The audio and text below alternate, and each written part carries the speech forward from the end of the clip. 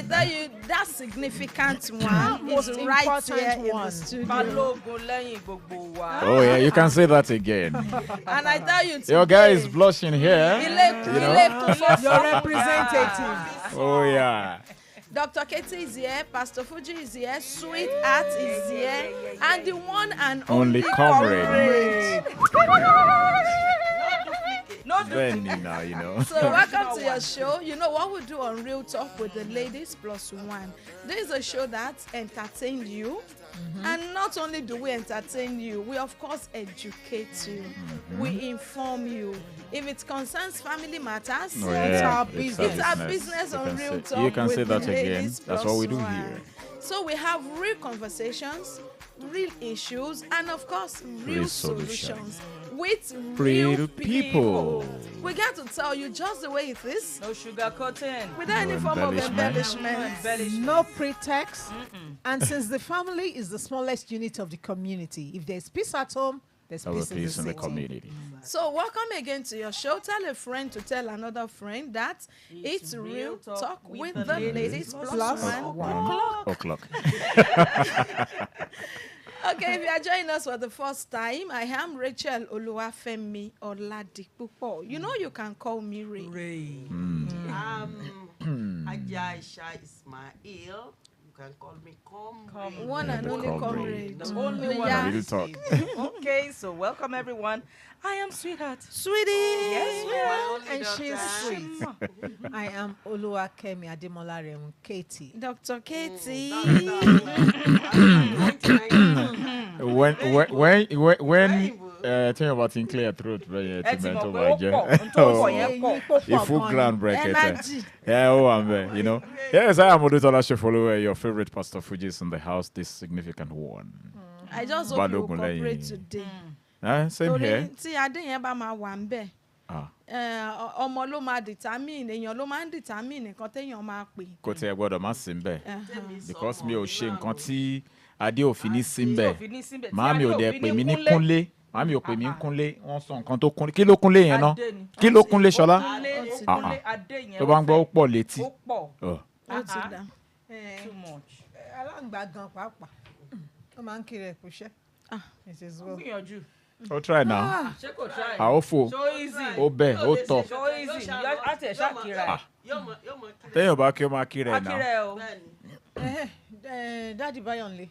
Yes, Grandma. Rama. Oh, go. Yes, ma'am. Harry missed calls me. Hey, you know, Loya Millennium.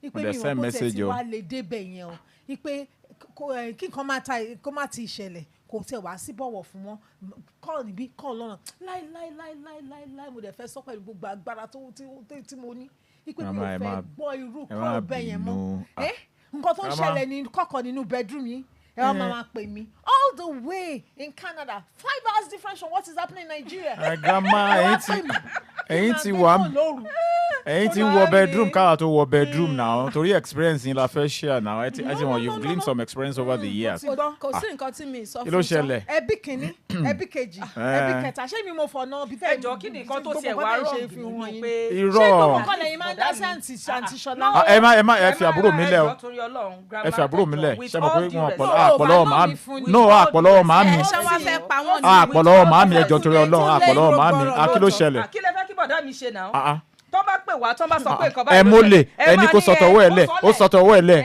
ṣé kó kíní fún yín ni. àdúrà téèyàn máa gbà ní pé tí bọ̀dá mi bá fẹjọ́ sùn wá ẹ máa sọ pé ó ti pọ̀ jù kọ́lọ̀ fẹjọ́ sùn yín sí. kọ́lọ̀ má jẹ́ káwọn ọmọ wa ṣe. ṣé o rántí ìgbà tó wọ́n fi kọ́fì jí mi lórí bẹ́ẹ̀ tí mo ké gbàjarè.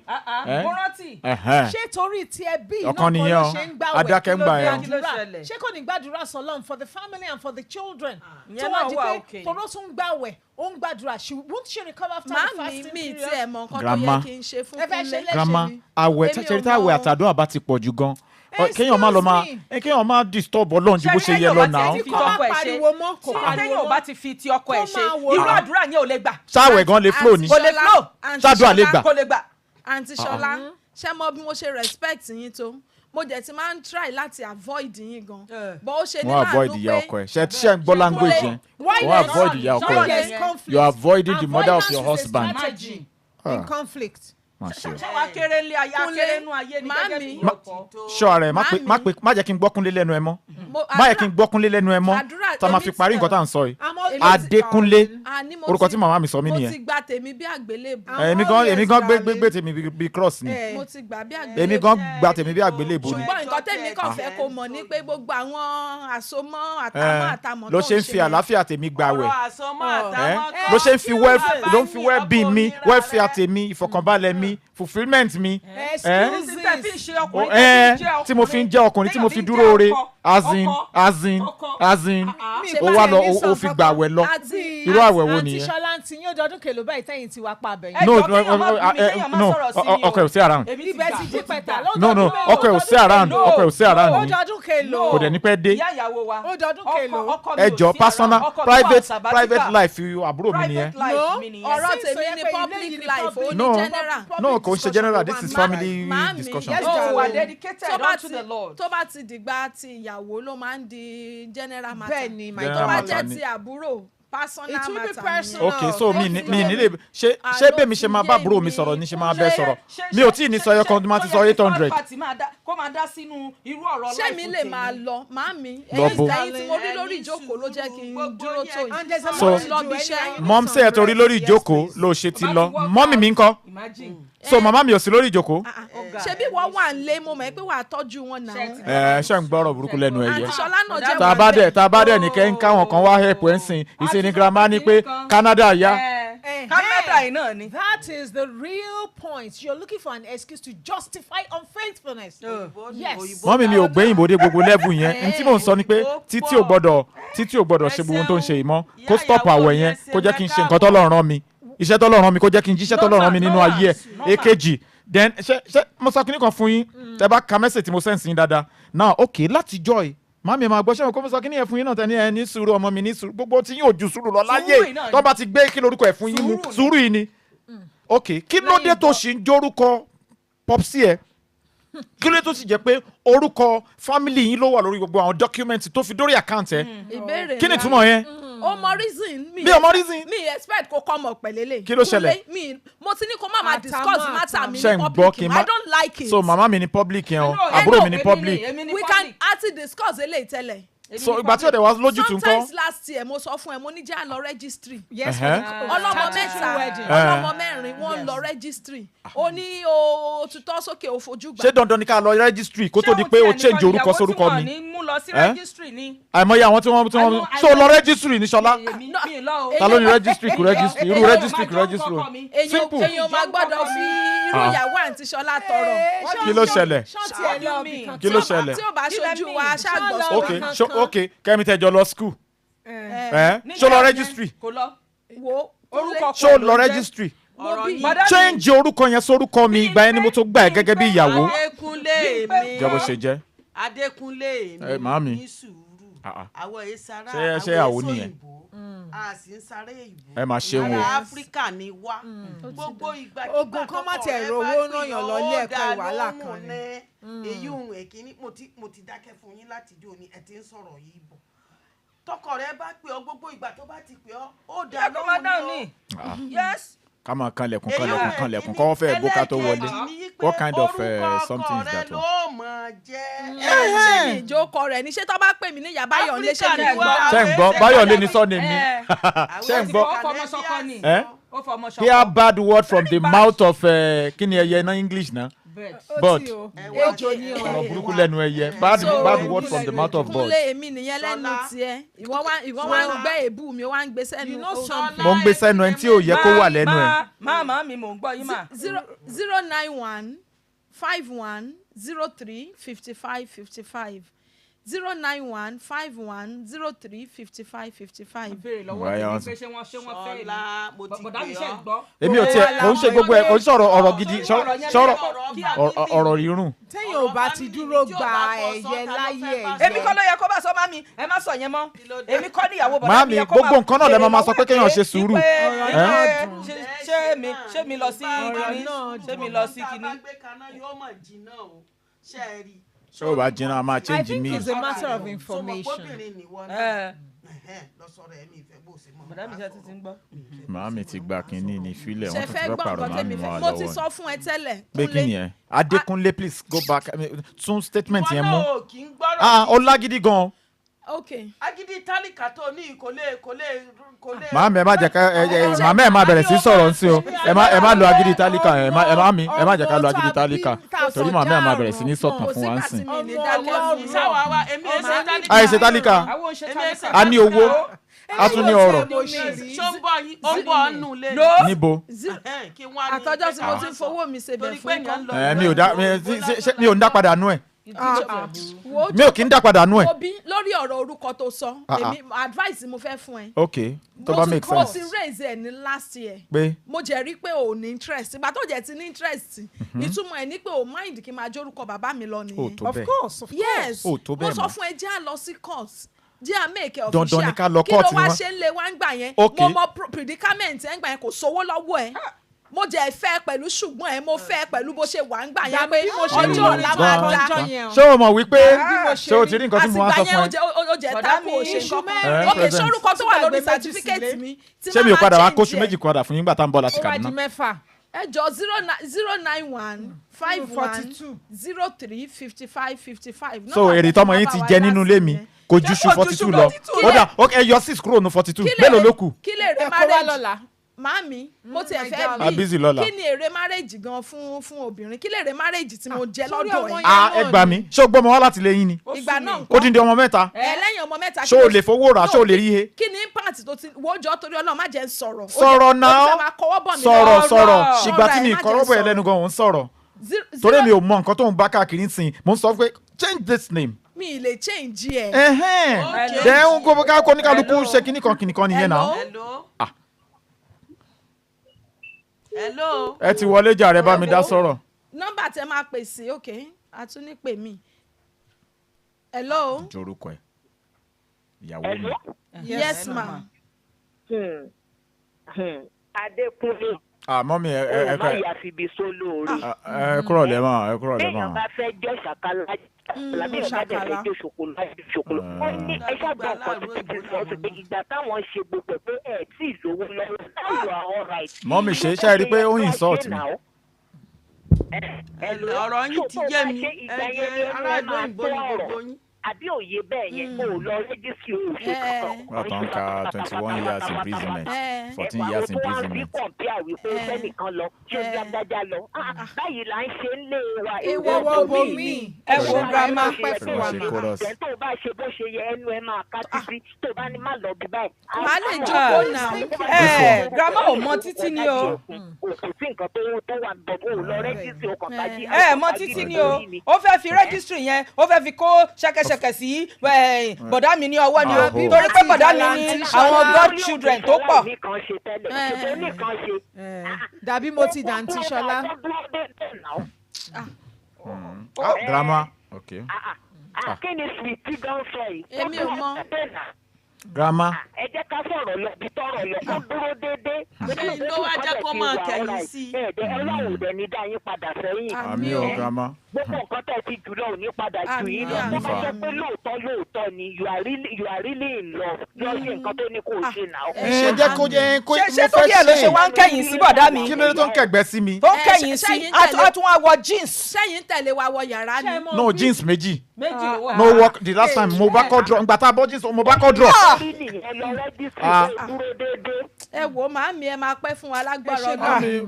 máa ronú sí ma gbogbo kàtìkàtì tó ń kà yẹn náà ni if you ṣe kíní kan 14 years imprisonment if you ṣe kíní kan 7 years imprisonment if you ṣe kíní kan 15 mọ́ àgbà tẹ́ bá wá kúrò 15 mọ́ 7 kí ló kù nù gbèsè ayé èèyàn léṣù pé àárọ̀ àwọn ọmọ kéékèèké lọ́wọ́ tó jẹ́ god daughters ẹ lé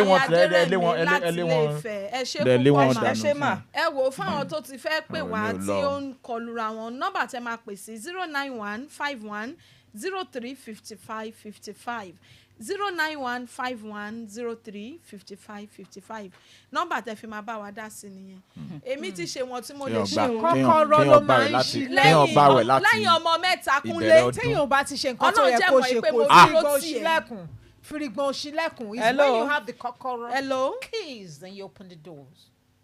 Hello. Hello. Yes sir. Hello sir. nǹkan tó ń fẹ́ sọ fún ìyàwó ni pé kó má lè ọkọ síta. Ó ti wọ́n ń tà. No, mo padà wọlé sà. Mo sáré padà wọlé the other time. Nǹkan tó jà fún lọ́mọ kìíní lọ́mọ kejì tó wá jà fún lọ́mọ kejì. Ó ti ń kẹ́gbẹ́ ni. Àkọ́kọ́ nìyẹn àwọn tí ń wá ọkọ pọ̀ níta o. Kán máa. Àwọn tó ń wáyàwó gan pọ̀. ẹ̀yin ọmọ mẹ́ta ni wọ́n fẹ́ wá. ẹ lọ Facebook. ẹni bá gbẹ́sẹ̀ lé òun náà mọ̀ pé wàhálà dé. Iná ni ó máa jó In Canada, men are looking for Nigerian wives. Ìtìlẹ̀kùn wọn rí kẹ́yanjú ẹ̀ fúnra wọn ẹbí ẹ̀ má bà wọn dá sí mọ́. Ẹ ṣé o. Ẹ ní dààmú ṣe rí last statement yẹn mo fọ́ pé ká tilẹ̀kùn mọ́rí ká yanjú ẹ̀ yẹn àwẹ̀ ti wá tán kó stop gbogbo àwọn mínísítínì gánà tó ń ṣe àwọn ẹṣẹ̀fẹ̀ bẹ̀rẹ̀. Ẹ wo ẹ ṣé púpọ̀ tẹ́ darapọ̀ pẹ̀lú wa bẹ́ẹ̀ tí ẹ sọ orúkọ yín àti ibi tẹ́ ti ń pè ẹ tún lè pè wá ẹ bá wa dá sí because èmi ò understand ọkùnrin tí ò ṣẹ̀tọ́ tí ò ṣojúṣe tó wá yarí ẹ wá ń gbọ́ àwọn náà wọ́n wá ń sọ̀rọ̀ nsìn torí téèyàn bá ń sọ̀rọ̀ ńgbà míì kó má dàbí pé èèyàn ń yájú ságbàlagbà ẹ wá ń sẹ́ pé mo bí kìíní mo bí kejì mo bí kẹta. Ẹ kí ló ń wò ń bá yẹn. Hello. Ẹ ká sọ. Ẹ ká san jàre. Ojú méjì lè ní a fi wo ọ̀rọ̀ yìí o. Yes sir. Ok, ojú kìíní àti kejì sà. Kí n kó ètò látàárọ̀. Ẹ ṣeun sà jàre. Ojú àkọ́kọ́ òun ni pé ìgbéyàwó yìí ò ní bàjẹ́. Àmín sà. Àmín o mo ṣàmì o. Àmín sà tí mọ́mí ìyàwó mi ò bá bàjẹ́. Kẹ́ ẹ̀ dì mára yín kẹ́ ẹ máa ṣe tó tọ́ láàrin ara yín náà ni. Wà lọ́wọ́ mọ́mí ìyàwó mi. Ọlọ́run láàdé. Alákọ̀ọ́kọ́ nìyẹn. Mo máa fi gbígbọ́ ṣaláìgbò. Tọkọ ìyàwó bá ti lè àgírí pẹ̀lú nǹkan tí sọ kí ìyàwó bọ́ síbí. Tí n bá fẹ́ pa yín lẹ́rìn kò jẹ́ bó ṣe jẹ́. Mi ìgbọ́n nǹkan tẹ́ sọ ẹ tún sọ. Mo ní tọkọ ìyàwó bá ti àgírí pẹ̀lú nǹkan tí sọ kó bọ́ kí ìyàwó bọ́ síbí tí n bá fẹ́ pa yín lẹ́rìn. Ok ẹ wà interested. ok ṣé kí pé bóyá kí n gba nọ́mbà yín kò sáyè jọ kò sáyè kíkà mi lójú mi. Bọ́lá mi wọ́n ló jẹ́ o. ṣẹ́rí ìyàwó Ṣọlá omi ẹ fún mi lómi. inú mi dùn sórí ibi tí wọ́n ti sọ pé àwọn obìnrin kan pọ́ńtà tí wọ́n wáyàwó wọ́n ti dúró sí stand by. sórí bó ṣe ń fún mi ní free offer wípé tí wọ́n bá ní òòṣe àyè wà ń bí kan. wo jẹ́ Bùrákọ́lá mo dá yín mọ̀ o. àmọ̀ yín mo mọ̀ yín gbòòrò. àmọ̀ náà lé. 091 afẹjọ́ yín sun sheriff. 09151035555 nọ́mbà tẹ́ fi máa bá wa dá sí nìyẹn ṣẹ́rí ọ̀rọ̀ mi ọ̀rọ̀ obìnrin dàbí ó yẹ kí sẹ́ẹ̀rì gan bá sọ̀rọ̀. wo bí mo ti fẹjọ́ ẹ̀sùn sheriff ṣá. Hello. ṣebí cousin lòun àti sheriff kan ò sọ hello. ìyàwó olójú kòkòrò ọkọ òun ò fẹ́ràn òun irọ́ mi ọ̀sán lómìíràn mi ìjọba lómìíràn náà òun tó lè sọ. abẹ́ẹ̀dẹ̀ wọ́n dá wákà wọlé. ẹjọ́ kó fẹ́ lómi yóò mọ tó wọ̀n. Ó ṣe màá mi. ẹjọ́ àní ẹ dúró. nítorí tóbi ò bá fẹ́ ọkọ méjì kò ní mọ èyí tó jù. kí lorúkọ yín mà àti ibi tẹ́ ti ń pè wá. Ó yẹ mo fẹ́ orúkọ yín àti ibi tẹ́ ti ń pè wá yẹn gan. Torí mo fẹ́ béèrè mo fẹ́ ní kẹ́ ẹ send picture àbúrò yín sí mi tójú àwọn kan já. ó mà ti fún yàn kan lóyún ń ta. hello. ṣe bẹ́ẹ̀ ti lẹ́ẹ̀gbá. hello sir. Ẹ káàsán o. ẹ káàsán sir. Pàdí mi dé. Orúkọ tèmi ni Adéwálé Ìlàkín láti Àkóbọ̀. Ẹ ṣeun Bọ̀dádé. inú mi ti ẹ̀ dùn mo mọ̀ pé mi lè máa support. Níbo. Yẹrí nǹkan tí mo fẹ́ sọ ń bẹ̀ ni pé kíyàwó kọ́lọ́ sí mẹ́jọ. ẹ ṣeun Wọ́n gbọ́ fún ẹ lẹ́nu. ó tiẹ̀ ti sọ wá lẹ́nu. Bọ̀dá Wálé. Ẹ pé torí iṣu ẹni wọ́n mú wá ní ẹ pásítì. ẹni torí court wedding ni o. Bọ̀dá Wálé. Ẹ máa gbọ́ ní sùúrù ọ̀pọ̀lọpọ̀ àwọn tí ò tí màá rí ìgbọ́n tẹ̀sán ẹ̀kọ́ lẹ́bí ń kọ́ wọn. mo ti gbọ́. ilé tó ti lónìí tí máa yé di lálùbáríkà àbí ní ìnímọ̀ lálùbáríkà. Ẹ má dọ̀kọ̀ yín láàmú kò sówó lù. Kán tó sanwó tó ọmọ kán tó sanwó ìfẹ́ gbọ́ yẹn. so kò ní rówó ṣe wedding. ṣé mo ní okú ni. ó ti ń fún mi lọ́rùn gan. Bọ̀dá Wálé. ṣé mo pé mi sọ fún kó ra mọ́tò fún mi ṣá mi jẹ́ ni ó kọ́lé fún mi nǹkan tí mò ń béèrè lọ́wọ́ ẹ̀ ní pé kó mú mi lọ rẹ́gísítírì àti ṣàkáǹtì gbogbo nǹkan tí ó ná wa kò tó 100,000. ṣé ń gbọ́ èmi nìyẹn o. mi ṣé kú ìmọ̀ ní kó mú mi lọ rẹ́gísítírì jẹ́ mo ti rókù sí nìyẹn. Mr. Wálé Mr. Wálé èmi ní kọ́kọ́ o ó ti fún ẹnìkan lóyún ta o. Mr. Wálé ṣé ẹ ti rí allegation burúkú báyìí. nítorí bẹ́ẹ̀ ló fi ń kẹ̀yìn sí ọkọ. màámi ẹ má sọ pé nítorí bẹ́ẹ̀ wọ́n á rò pé òótọ́ ni mo fún yàn lóyún for real ṣe bá ti ṣe bá ti ní pé kíní àti ṣàṣà ti ní. ṣé nítorí pé kò sówó lọ́wọ́ rẹ̀ ló fi ń kẹ̀yìn sí ọmọ mẹ́ta sì ti wà lẹ̀. èmi lówó lọ́wọ́. sì là wá o. mo ti gbọ́ mo ti mọ̀ pẹ́yìn rẹ̀ náà lẹ́wà ìgbà tẹ́ ti ní Adéwálé lórúkọ yín kò sọ last year mami kò sọ bẹ́ẹ̀ 2 years ago ó ti da ó ti ń ṣe kíni o ó ti ń kágbé àdúgbò kẹgbẹ́. ẹwọ ẹ̀yin tẹ́ ń pè wá tá a bá dé látọjú ọjà torí pé mo ti ń support rẹ̀ ló wá ròyìn mami ẹja lójú ọjà tá a bá ti dé látọjú ṣẹ́ni gbogbo ẹ̀yin tẹ́ ń pè wá tá a bá dé látọjú ọjà ọmọ alájẹ ni wá tá a bá ti dé látọjú ọjà. ọyẹn là ń pawó wọlé àbí.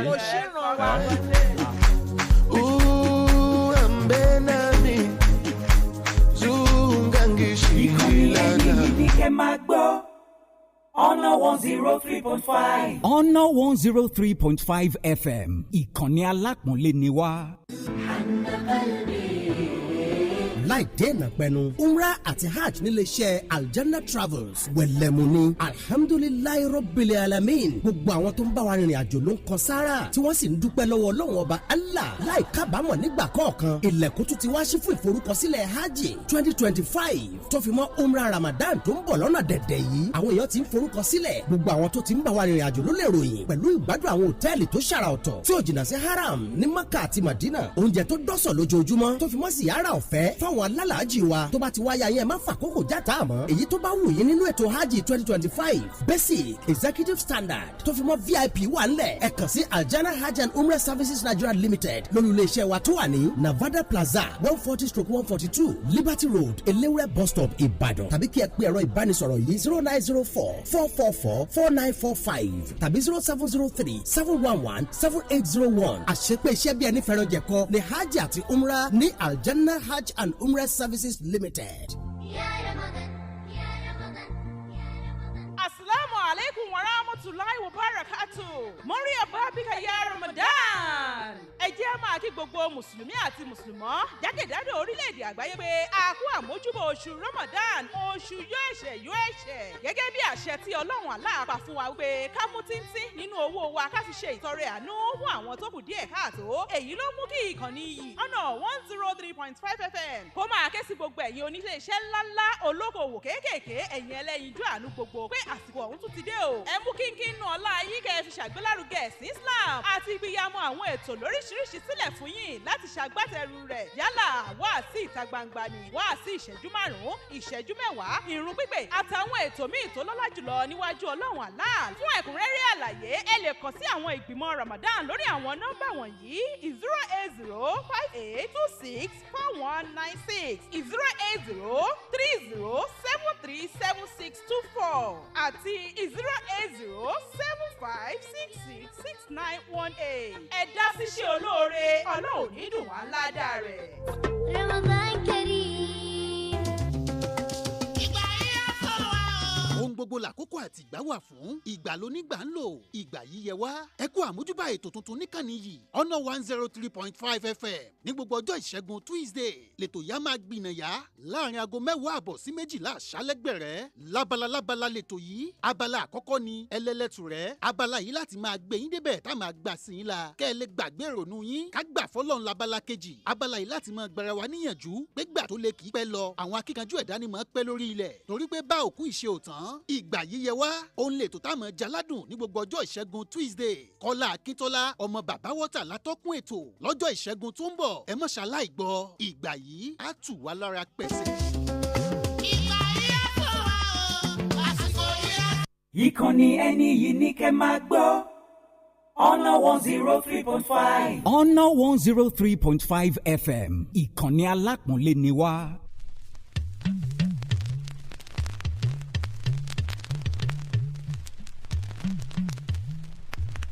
ọ̀rọ̀ ọkọ pẹ̀lú ìyàwó. Ojú Olúwa ló lè tó.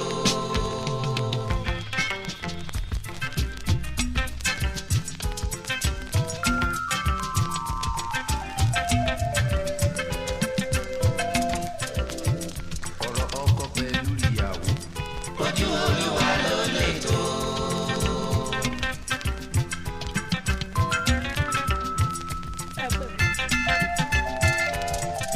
Hello.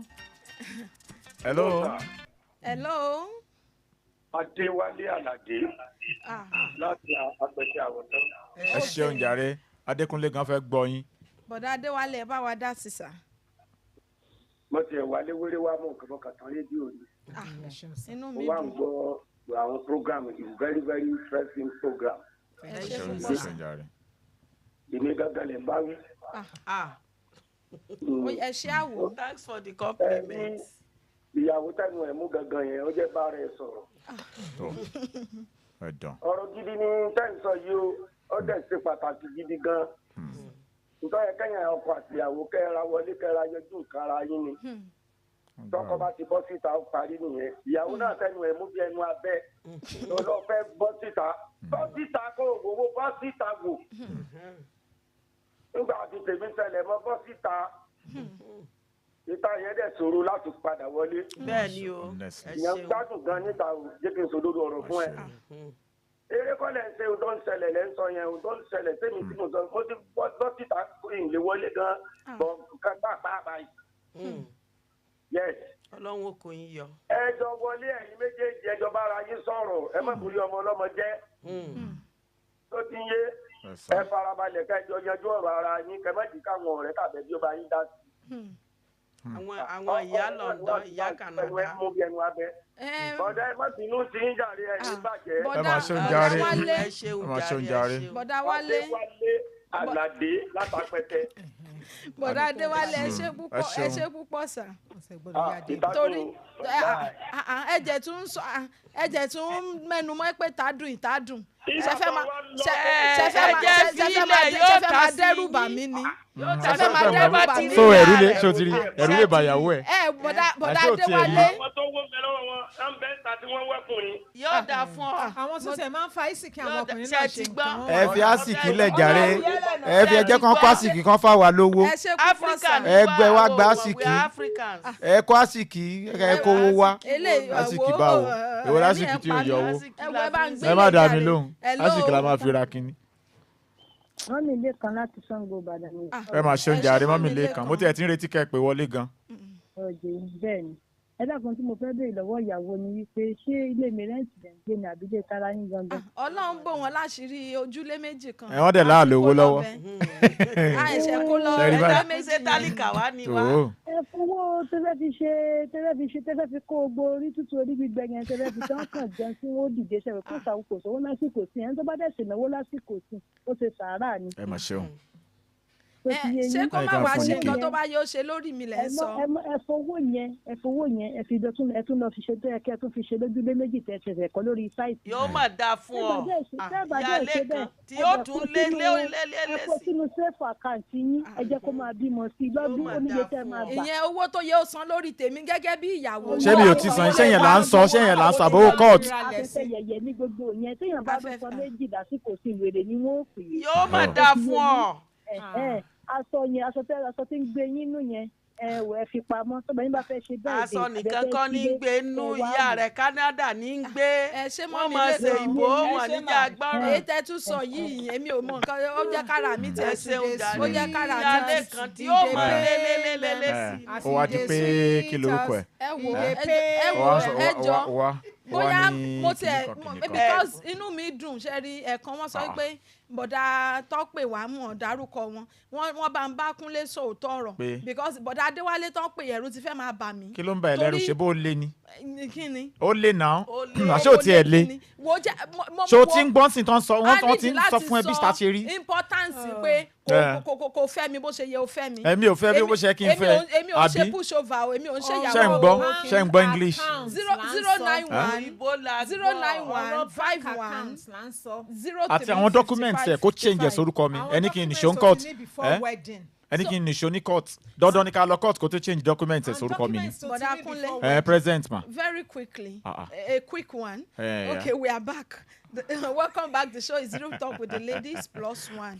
And to everyone who have actually engaged on this program, I want to say a very big thank you to you for at least for your beautiful contribution. We do appreciate this contribution and we are grateful for this. So we want to talk about the importance of legalizing, your marriage. Shemo, oríṣiríṣi marriage ni asopo wa. Irú àwọn marriage wo ló wà torí ngbà míì tá a bá tiẹ̀ mọ̀ a lè wé pé kan superior sí kan but tó bá kan ọ̀rọ̀ orúkọ èwo gangan ṣe mọ̀ because ìgbà míì ọkùnrin mi ò mind pé ó bá jẹ́ orúkọ dádì ẹ̀ ṣáà ti wà nínú ilé mi kó jẹ́ máa ṣe kí ni kó máa bí sí. a tún wá fi orúkọ ọkọ ẹ̀ sẹ́gbẹ̀ẹ́. mo jẹ́ rántí a ṣe program kan Friday àwọn tó pè wá lẹ́yìn program yẹn after Authentic Women Show about change of name and the likes ó wá dàbí ipa sọ pé káwọn obìnrin má jẹ́ orúkọ ọkọ wọn mo ní àwa tá a ṣe program gan orúkọ ọkọ wa là ń jẹ́ Dr. Katie gan méjèèjì làwọn tẹ̀ tú làwọn mú pọ̀ British méjèèjì làwọn mú. So today we want to talk about the importance of legalizing your marriage and what are the types of marriage we have in Nigeria. Very quickly we'll start sweetheart, I want you to start and mention the type. We have 4, so we are just going to mention one and talk about those ones and we'll close for the day. I think I would like to talk about the statutory marriage, which is one of the very common ones that we have here, depending on what other people or what people would call the court marriage. For me, I feel that it is very important that every couple should try to do. It doesn't cost much around here to do. I don't know about other states, pictures and then maybe just very the announcements, your passport, the notifications and everything. And then sometimes, they will request for very minor, little entertainment for the officials. And that's about it. It doesn't cost much, And I feel that it is good for us to go through that legal route because it protects the woman. And I feel that every woman should be protected because we live in a society where the protection of women is very tepid, so to speak. So it is important, in my opinion, that every woman who is ready to settle down should prioritize going to court. Yes, because that protects the woman. The interest of the woman. Yes. And one of our callers actually mentioned that. Lo ṣe sọ pé kẹ́ lọ court. So ìgbà míì kò kí ń ṣe pé torí ikú nìkan. It protects the interest of the woman and the children. Because sometimes when the marriage is not actually legally documented, there's no law binding you, the other person can think, I can do anything. And the reason Adekunle in that drama is actually dodging this statutory wedding is because it doesn't want to be responsible. A community. Because under the community statutory wedding, bigamy will attract a penalty of 15 years. So to avoid that, bigamy ni pé tó bá lọ ṣe outside that wedding. Ìyàwó lórúkà mi lẹ́yìn ìyàwó lórúkà tó ti ṣe oní báígámì bọ́ọ̀ ìjọba bá sì tẹ̀ torí pé ti lọ sí court láti lọ ṣe ìgbéyàwó yẹn pé tó èmi àti lágbájá yìí ni o nígbà òjò nígbà ẹ̀rùn o ní ìgbà tó bá rọrùn àti ìgbà tó bá ṣe o gbogbo àwọn kinní wọ̀nyẹn. ṣé wọ́n ń lọ gan ọ̀pọ̀lọpọ̀ wà ń lẹ through that route.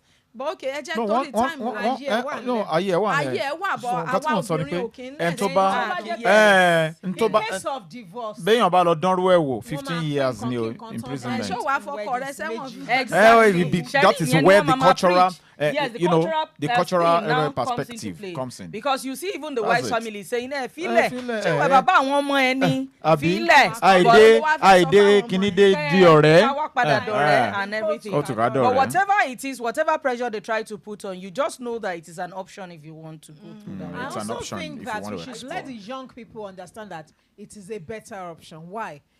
Everything that pertains to protection, because there are cultural practices all over the nation that are inimical to a widow or a widower. But in the statutory wedding, your rights are protected. Nobody can make you drink dead bodies, fluid, or remove your hair. and can punish you. No, you're free under the law. So when you're not subject to that law, inheritance, we've seen so many children whose father died or mother died and they had nothing. And I like that dimension of inheritance. Please, please expatiate it. So if you want your children to have some protection under the law in case of a demise, then you better go for the statutory wedding. And then I think in marriage, we are planning to be true to one another and to build a good one. Yeah. So the essence of marriage is not to see how far I can get away with doing something bad. And I also want to buttress the fact that we are not just doing this for the interest of the mom, we are doing this for the interest of the children. Because so where is the interest of the man? Now let's come to protect the interest of his children even after his demise. Let's balance this. Because we've seen cases where the man will pass away and the children will have to suffer. That's correct. So now I'm just asking you, I'm going to give you this beautiful gender. Where is the interest of the man? Oh, definitely. In this equation. See, in a patriarchal society, the man is older most of the time, and the man has more access to going outside to bring things in, resources in. The woman takes care of the home. So in that relationship, usually the woman is the weaker power. And so most times she's the one that is not doing much. And she's the one that is in a new family and can suffer. That's why we think about that is vulnerable. Okay, can you please translate that and relate that to the current generation? Current generation. If the man is not working, any asset after the wedding that both of them own, the man has access to 50% of it. It does not matter whether it is the woman that owns the money or is bringing more to the table. A man in a statutory wedding has the same rights as the woman, and even most that's times in case of divorce, right? Well, in case of divorce, please, I don't want. Talking about inheritance, talking about issues relating to properties, will actually take us to where we. Yes, we just need to branch, briefly because we can actually have it some other time. Yeah, we've because talked about statutory wedding. Okay. Very quickly, let's do customary wedding. Okay, yeah. Even comrade, like the customary wedding you are talking of, I would say Islamic wedding. Religious wedding. Let me put it. Customary ni keja akoso. Religion. Like now, as I'm sitting down here, my name's Haji Aisha Ismail. That's my father's name, Ismail, not my husband's name. And I've been bearing this right from my nursery school to my university level. Even in my master degree level, I bear Ismail. But when you want to call me, you can call me Mrs. Salisu, Mrs. this, but I am Aisha Ismail. So, Islamically, it is not by force that your name should be changed. In fact, the very learned will tell you, don't even change your name. You don't change your name. You bear your father's name, and your father's name is your father's name. And whatever the man does, if there is any divorce, remember he can still marry up to 4 wives. And it's not necessary I should bear his name. For example, if I'm going to the hospital now, and my daughter too goes to the hospital, who is Ismail? Who is Salisu?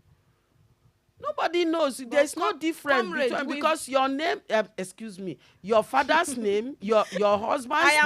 I am for you, comrade. I am for you. No, comrade. So what I'm saying is that whichever way you go through, all is legal.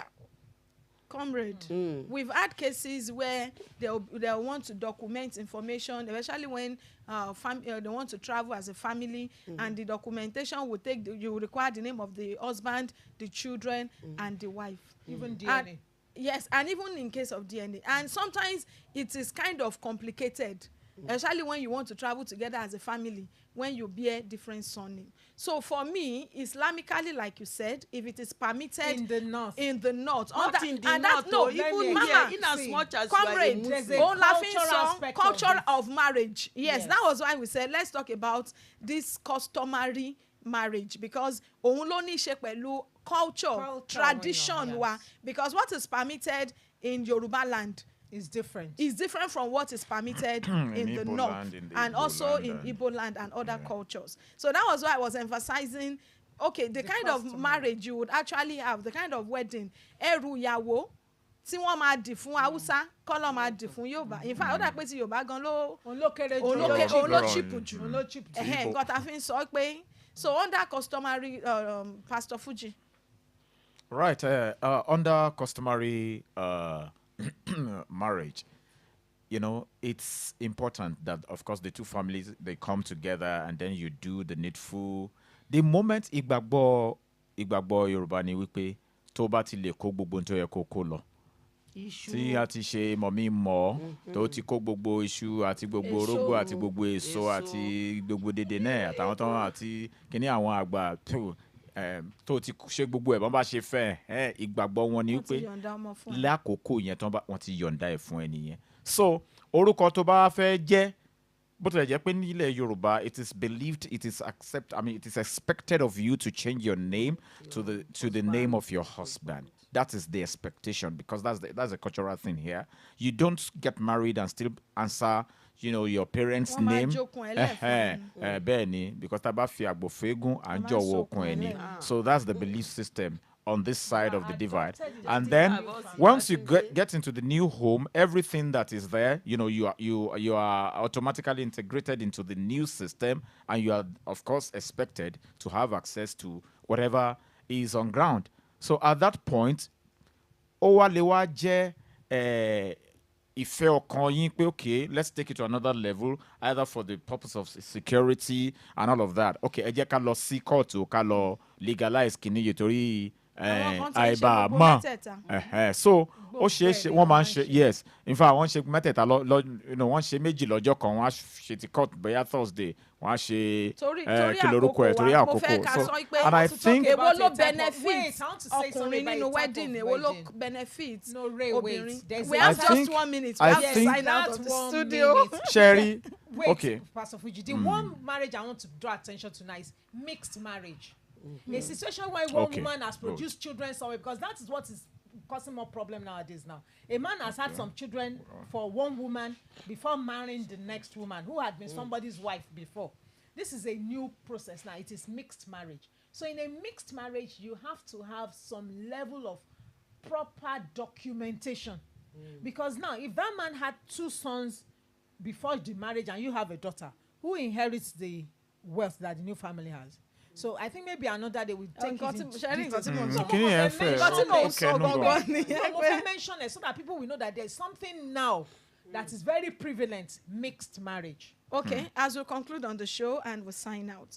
So in all these types of marriages, ewolo favor ọkùnrin. Which of these favors the men and which favors women? Favor in a patriarchal society, marriage ọkùnrin ló ní marriage. Àwọn náà gbéyàwó sílé, àwọn náà lọ́mọ, ẹni tó lẹ́rú, àwọn náà So we are okay. So in conclusion, we are saying this to our listeners at home, but Adewale, at every other person, 30